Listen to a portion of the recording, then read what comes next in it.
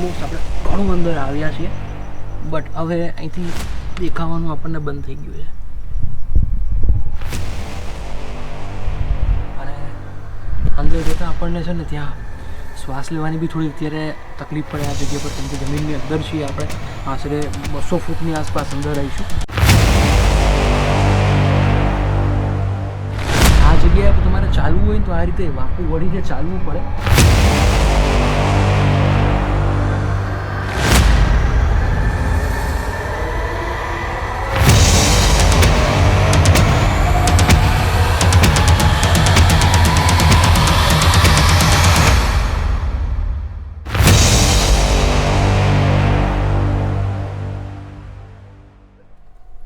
સો yes, hello, નમસ્કાર, કેમ છો? ફરીવાર આપ સૌનું નવા વિડીયોમાં હાર્દિક સ્વાગત છે. મિત્રો, અત્યારે હું છું ચોરવાડ ગામથી 2 કિલોમીટર દૂર પંચનાથ મહાદેવના મંદિરે. મિત્રો, આ જગ્યાની ખાસિયત, આ જગ્યાનું મંદિર, આ જગ્યા પર જે મહાદેવની શિવલિંગ આવેલી છે એ દરેક જગ્યા કરતાં અદ્ભુત છે, અલૌકિક છે. અને આ જગ્યા પર દર્શન કરીને ખરેખર ધન્યતા અનુભવાય એવી જગ્યા છે.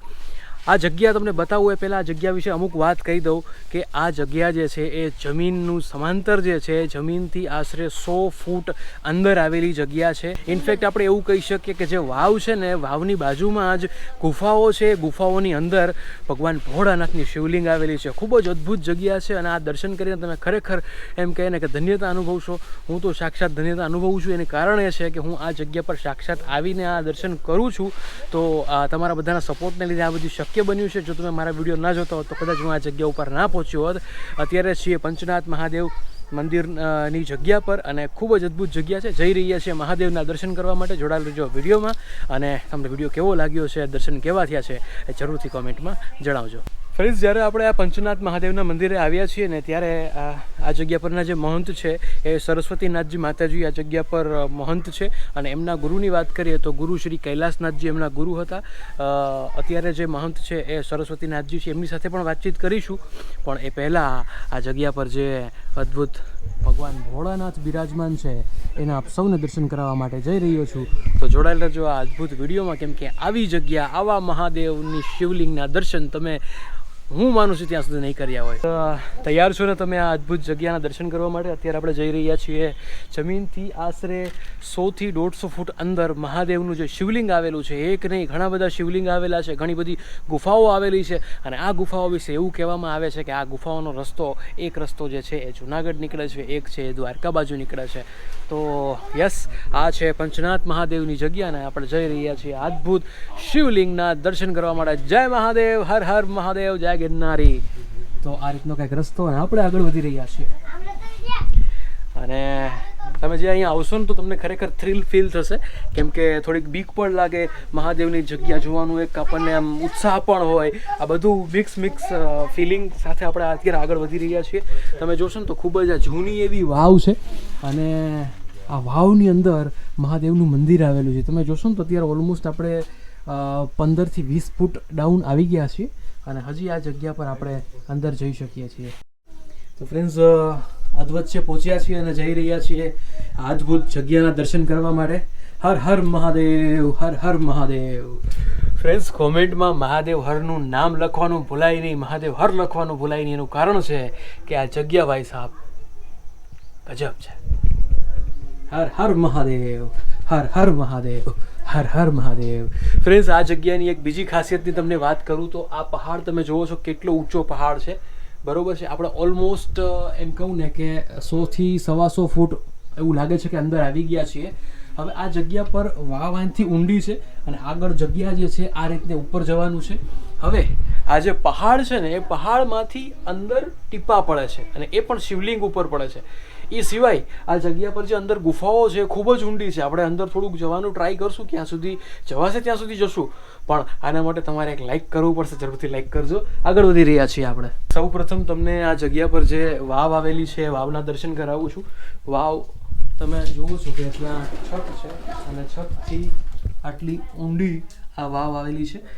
જ્યારે ચોમાસું હોય છે ને ત્યારે ઉપર સુધી જતી રહે છે અને આ જગ્યા જે છે પાણીમાં દટાઈ જાય છે. એ રીતનું આનું કંઈક માહિતમ છે કે અંદરની જે શિવલિંગ છે એ બધું પાણીમાં જતું રહે છે.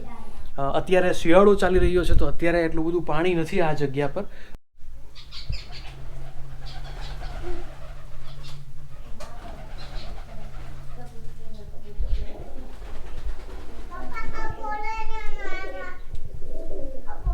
ઓકે ફ્રેન્ડ્સ, તો ફાઇનલી આપણે જઈ રહ્યા છીએ આ અદ્ભુત જગ્યા ઉપર. અને જ્યારે જઈ રહ્યા છીએ ત્યારે હું તમને વસ્તુ દેખાડવા માંગીશ કે કઈ રીતની આ જગ્યા પર બધી વસ્તુઓ છે. પહાડ જ છે અને પહાડમાંથી તમે જુઓ કઈ રીતના પાણીના ટીપાઓ પડે છે.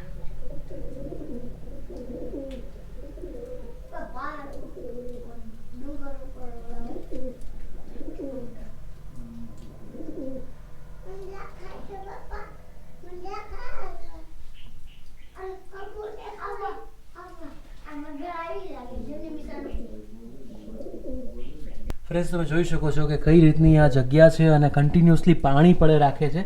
હવે પાણીની વાત તો ઠીક છે, પણ આ જગ્યા પર તમે ભોયરું જોઈ શકો છો કઈ રીતનું આ ભોયરું છે. અને કુદરત નિર્મિત આ જગ્યા છે. આ જગ્યા કોઈ બનાવેલી નથી, કુદરતી જગ્યા છે.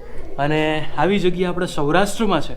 તમે આ જગ્યા વિશે જાણ્યું હતું અથવા તમને ખબર હતી, તમારી કલ્પનામાં પણ હતું કે કોઈ જગ્યા હશે કે નહીં, મને જરૂરથી જણાવજો.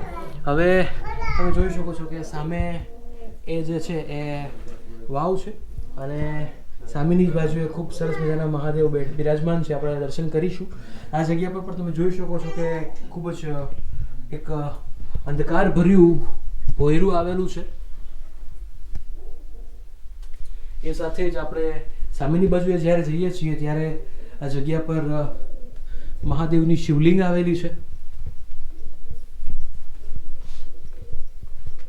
કેમ છો વિદ્યાબેન? મજામાં? આનું નામ વિદ્યા છે, આનું નામ મિલન છે.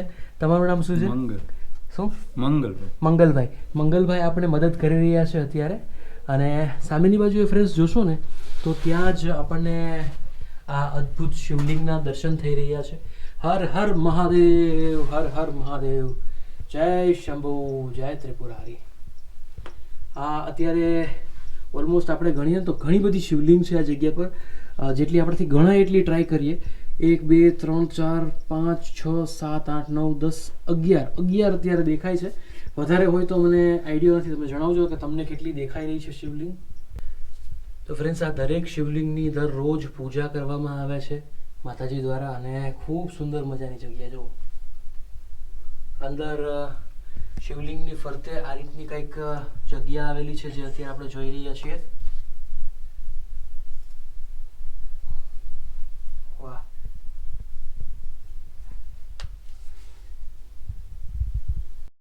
ફ્રેન્ડ્સ, વિચાર કરો કે જેટલી જગ્યા ઉપર આપણે ગ્રાઉન્ડ ઉપર જોઈ છે ને એનાથી બરોબર જગ્યા એનાથી વધારે નીચે આ જગ્યા પર આપણે જોઈ શકીએ છીએ. અને આ જગ્યા પર તમારે ચાલવું હોય ને તો આ રીતે વાંકું વળીને ચાલવું પડે તો જ તમે આ જગ્યા ઉપર પહોંચી શકો, નહીં તો તમારું માથું ભટકાઈ જાય. એટલી અદ્ભુત જગ્યા છે. આગળ જતાની સાથે આપણે આ જગ્યા પર કાલ ભૈરવ દાદા બિરાજમાન છે એના પણ દર્શન કરી શકીએ છીએ. અત્યારે આપણે હવે દર્શન કરી રહ્યા છીએ કાલ ભૈરવ દાદાના. આ જગ્યા પર વ્યવસ્થાના ભાગરૂપે આ રીતની લાઇટ્સ ગોઠવવામાં આવી છે. લાઇટ વગર કંઈક અલગ જ આ જગ્યાનો નજારો હોય છે. જય કાલ ભૈરવ દાદા, જય હો પ્રભુ, જય હો. ફ્રેન્ડ્સ, આ જગ્યા વિશે તમારું શું કહેવું છે એ ખાસ કોમેન્ટમાં જણાવજો. ખૂબ જ મોટી જગ્યા. અને તમને કહું તો હું અત્યારે આ જગ્યા પર છે ને આ રીતે બેઠો છું. અત્યારે હું આ જગ્યા પર આ રીતે બેઠો છું અને જસ્ટ એક હાથ ઊંચો કરીશ ને તો છત આવી જાય છે, બરાબર. અને સંપૂર્ણ જગ્યા આ રીતની છે, તમે જોઈ શકો છો.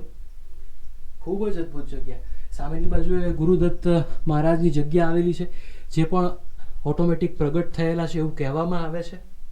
અત્યારે આપણે દર્શન માટે જઈ રહ્યા છીએ ગુરુદત્ત ભગવાનના. જય હો પ્રભુ, જય ગુરુદત્ત, જય ગુરુદત્ત. ફ્રેન્ડ્સ, આ જગ્યા પર જે શિલાઓ આવેલી છે એ શિલાઓ જુઓ તમે. ખૂબ જ મોટી વિશાળ શિલાઓ આ જગ્યા પર છે. અને આ વિડીયોગ્રાફી કરવામાં એટલી જ તકલીફ પડી રહી છે, તમે જોવો છો ને એ રીતે. વાહ, ખૂબ જ જોરદાર જગ્યા. તમને કેવી લાગી ખાસ કોમેન્ટમાં જણાવજો. અને આ જગ્યા પર એક ખૂબ સુંદર મજાનો ધૂણો આવેલો છે. જે કંઈ પણ પૂજા અર્ચના થતી હોય ધૂણાને લગતી આ જગ્યા પર કરવામાં આવતી હોય છે. અને સામેની બાજુ અદ્ભુત શિવલિંગ આપણે જોયું છે. જય મહાદેવ, હર હર મહાદેવ, હર હર મહાદેવ, હર હર મહાદેવ. આપણે તમારા સૌ વતી એક ડંકો વગાડી લઈએ અને ભગવાન ભોળાનાથને દર્શન કરતા એટલું જણાવીએ કે દરેક વ્યુઅર્સ જે વિડીયો જોઈ રહ્યો છે એના ઘરમાં સુખ શાંતિ રહે. હર હર મહાદેવ, હર હર મહાદેવ, હર હર મહાદેવ. એક ખૂબ જ ઊંડું ભોયરું આવેલું છે. થોડેક સુધી આપણે અંદર જવાની ટ્રાય કરશું અને જોઈશું કે અંદર શું છે. જેટલું પહોંચાશે ત્યાં સુધી આપણે જઈશું. હવે આ જુઓ છો ને એ રીતની જગ્યા છે અને આપણે અંદર જઈ રહ્યા છીએ. ખૂબ જ ઊંડી જગ્યા છે ફ્રેન્ડ્સ, અને અંદર આપણને એટલું બધું દેખાતું નથી. ઓલમોસ્ટ આપણે ઘણું અંદર આવ્યા છીએ, બટ હવે અહીંથી દેખાવાનું આપણને બંધ થઈ ગયું છે. અને અંદર જતાં આપણને છે ને ત્યાં શ્વાસ લેવાની બી થોડી અત્યારે તકલીફ પડે આ જગ્યા પર, કેમ કે જમીનની અંદર છીએ આપણે. આશરે 200 ફૂટની આસપાસ અંદર રહીશું અને જો ખૂબ જ અઘરી જગ્યા છે આ બધા બોયરામાં. આ જગ્યા પર જ્યારે આવ્યા છીએ ત્યારે આ જગ્યાના વાઇબ્રેશન્સ મને જે મળે છે ને ખરેખર અદ્ભુત છે. આ જગ્યા પર સાક્ષાત ભોળાનાથ બિરાજમાન છે, કાળ ભૈરવ દાદા છે, સામેની બાજુએ ગુરુદત્ત ભગવાનની જગ્યા આવેલી છે, સામે કાળ ભૈરવ દાદા બિરાજમાન છે. અને આ બધી જગ્યા એક જ જગ્યા ઉપર છે. પંચનાથ મહાદેવનું મંદિર જે ચોરવાડથી માત્ર 2 કિલોમીટરના અંતરે આવેલું છે. જરૂરથી આ જગ્યાની મુલાકાત લેજો. અને હવે આ જગ્યાના જે મહંત છે એમની સાથે વાતચીત કરવાની કોશિશ કરશું. જો એગ્રી થશે તો જરૂર વાતચીત કરશું. અને આ વિડીયો તમને કેવો લાગ્યો છે મને જરૂરથી કોમેન્ટમાં જણાવજો, કેમ કે આ જગ્યા મને પર્સનલી મારી ફેવરિટ છે, મને બહુ ગમી. અને તમારે જો આવવું હોય તો જરૂરથી કોમેન્ટમાં કરજો. આ જગ્યાનું લોકેશન હું એડ કરી દઈશ ડિસ્ક્રિપ્શનમાં અને એડ્રેસ પણ આપી દઈશ. ફ્રેન્ડ્સ, સામેની બાજુએ અત્યારે આ જગ્યા પર બાપુની સમાધિ આવેલી છે. આપ સમાધિ સ્થાનના દર્શન કરી રહ્યા છો અને આ રીતનું બગીચા જેવું જગ્યા ખૂબ સુંદર. અને સામેની બાજુએ મહાદેવના મંદિરને આપણે ખૂબ સરસ દર્શન કર્યા છે. અને આગળની બાજુએ મહાકાળી માતાજીનું મંદિર છે, એ પણ આપણે જોઈ લઈએ. તો ફ્રેન્ડ્સ, મને ખાસ તમારા કોમેન્ટ્સની રાહ રહેશે, કેમ કે ઘણા સમય સુધી આ રીતનો એક વિડીયો મેં અપલોડ કર્યો નથી. આજે મને આવી સરસ જગ્યા મળી છે તો હું તરત જ તમારા માટે આ વિડીયો બનાવવા માટે આવ્યો છું. મહાદેવની કૃપા થઈ છે, આટલા સરસ દર્શન થયા છે. તમારે આ વિડીયોને શેર કરવાનો છે. જેટલો શેર કરશો એટલી જ મહાદેવની કૃપા તમારા અને મારા ઉપર બની રહેશે. તો આપણે જે નીચે ગયા હતા ને એ આ વિસ્તાર છે. અહીંથી આપણે ઉતરીને ગયા હતા અને આ જે જગ્યા છે ને અહીંયા વાવ છે. તો અત્યારે આપણે આ વાવ જોઈ રહ્યા છીએ. જે આપણે નીચેથી જોઈતી ને એ જ વાવ આ જગ્યા ઉપરથી આપણે જોઈ રહ્યા છીએ. સામેની જગ્યાએ આપણે બતાવ્યું હતું, ત્યાંથી પણ બતાવ્યું હતું. તો આ એ જ વાવ છે અને આ જગ્યા પર મહાકાળી માતાજીનું મંદિર આવેલું છે. તો મહાકાળી માતાજીના સરસ દર્શન કરીએ. જય મહાકાળીમાં, જય માતાજી, જય માતાજી.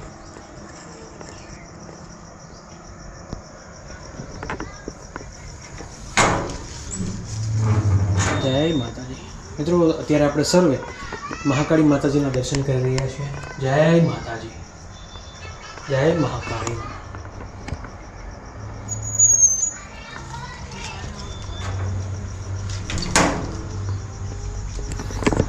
સો ફ્રેન્ડ્સ, મને આશા છે કે આપ સૌના વિડીયો ખૂબ જ ગમ્યો હશે. વિડીયો ગમ્યો તો લાઇક અને કોમેન્ટ કરવાનું ભૂલતા નહીં.